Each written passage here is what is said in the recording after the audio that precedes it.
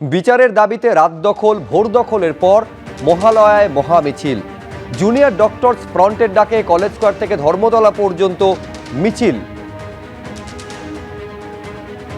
আমরা একটি স্বচ্ছ প্রশাসন চাইছি, যেখানে আমরা নিজেরা কাজ করতে পারি।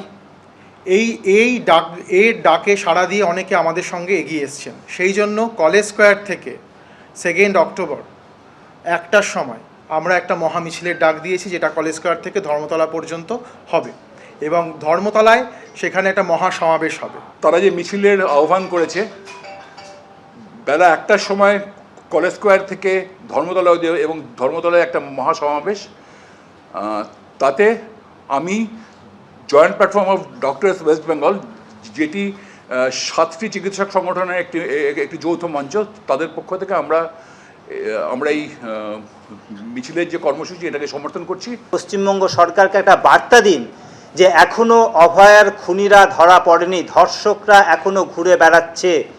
ফলে এই অবস্থায় কোনো ডাক্তার, কোনো সিস্টার, সে মহিলা ডাক্তার হোক বা পুরুষ ডাক্তার হোক, কেউই কিন্তু নিরাপদ বোধ করছে না। ফলে এমন একটা অবস্থায় আন্দোলন কিন্তু থামিয়ে গেলে হবে না, আন্দোলনের গতিকে বাড়াতে হবে। তারই বেলেঘাটার পর হাওড়া, পুজো মণ্ডপে ঢাকলো প্রতীকী মেরুদণ্ড। সকালে ইনস্টলেশন আর বিকেলে ঢাকলো ত্রিপলে। নেপথ্যে কি শাসকের চাপ? বিচারের দাবিতে পুজোর মণ্ডপে শিরদাঁড়ার যে ইনস্টলেশন, শিরদাঁড়ার ছবি প্রকাশ্যে আসার পরই পুলিশের তরফে তলব করা হয় বলে দাবি করা হয় একেবারে পুজো উদ্যোক্তাদের তরফে। জগাছা থানায় ডেকে পাঠানো দাবি করা হয় তাদের তরফে। আর পুলিশ আসার পরই তড়িঘড়ি মণ্ডপের শিরদাঁড়া ঢাকলো ত্রিপলে। কেন উদ্যোক্তাদের তলব? এখনো পর্যন্ত প্রতিক্রিয়া মেলেনি পুলিশের। পাশাপাশি দুটো ছবি দেখতে পাচ্ছেন, যে শিরদাঁড়া ইনস্টলেশনে সকাল পর্যন্ত দেখা গেছিল, বিকেল হতেই সেখানে লম্বা ত্রিপল দিয়ে তা ঢেকে দেওয়া হলো। সাঁতরাগাছির কল্পতরু স্পোর্টিং ক্লাবের দুর্গোৎসবের যে মণ্ডপ তৈরি হয়েছে, সেই মণ্ডপের একেবারে সামনেই স্থান পেয়েছিল শিরদাঁড়া।